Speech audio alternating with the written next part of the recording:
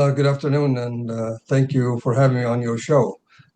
Yes, it seems not necessarily drastic, but it's a decision to, like you mentioned, evacuate only the non-essential workers from U.S. embassies. I think not only just Iraq and Bahrain and Kuwait. I think all CENTCOM area in that region will have the opportunity to evacuate civilians or non-essential element.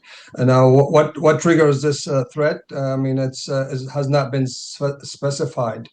By the Trump administration, but you can guess that perhaps there is an escalation with the discussions on the nuclear deal with Iran. Perhaps either the United States or maybe Israel is considering a military action where the United States might not stop or might not assist. But there is seems like there is a military option in the air, and that triggers this kind of evacuation.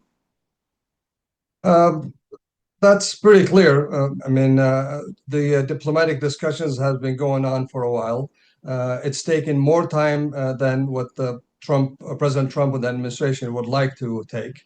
And the Trump administration does not want Iran to enrich, period. At the same time, Iran that's a red line for Iran. Iran wants to maintain their enrichment capability or the right to enrich. So this is a big sticking point in the conversation. The other thing is the United States still have a maximum sanctions on Iran. Iran wants to remove all sanctions, and again, this is another sticking point between them. The United States is not willing to remove any sanctions, and Iran wants some sanctions removed. So those are two important points have not moved yet throughout the conversation. And the third point is also as important, that the trust between the Trump administration and the Iranian regime does not exist. There's a lot of tensions between them, a lot of rhetoric against each other. So that's absence of this trust. I don't think diplomacy will have a chance to succeed. So the only options at this point, which is not a good option, only the military option. I mean, you're right. This is primary reasons is both have conditions that the other is not willing to consider, and the other also a variable in the discussion is Israel. Israel seems also not able to wait any longer to allow Iran to continue to enrich and the internal dynamics inside Israel with the current Israeli government, Netanyahu government, and the talk about perhaps bringing go to a vote to another government. So there is a political pressure inside Israel that might also force the Netanyahu government to take a unilateral decision on striking Iranian targets. So that could be an option as well. I mean that the U.S. military, obviously is ready to with multiple options for the president. I mean, after all, the United States Department of Defense is a planning organization, and they have been planning for this military action against Iran for a long time. And there are some options where the United States could do it by itself.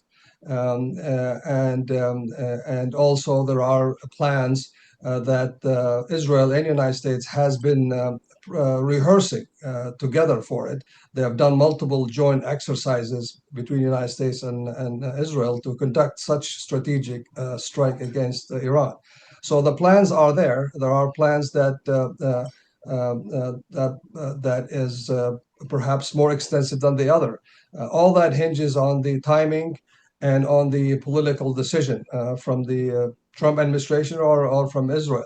But what we saw today, this order to evacuate non-essential personnel across the CENTCOM area of operation, this is an indicator that perhaps something is coming, a military strikes is coming, or perhaps just a show of force to pressure Iran to give up some of their conditions. So time will tell whether it's just a pressure on Iran or not. You're absolutely right. Yes, this is again, this is a an indirect threat to Iran that if you do not accommodate some of the dialogue between U.S. and Iran, the United States and Israel are ready and preparing the region, preparing their forces in the region to strike against Iran. And also, if Iran decided to retaliate in any way they see fit, they're also ready for to receive that retaliation.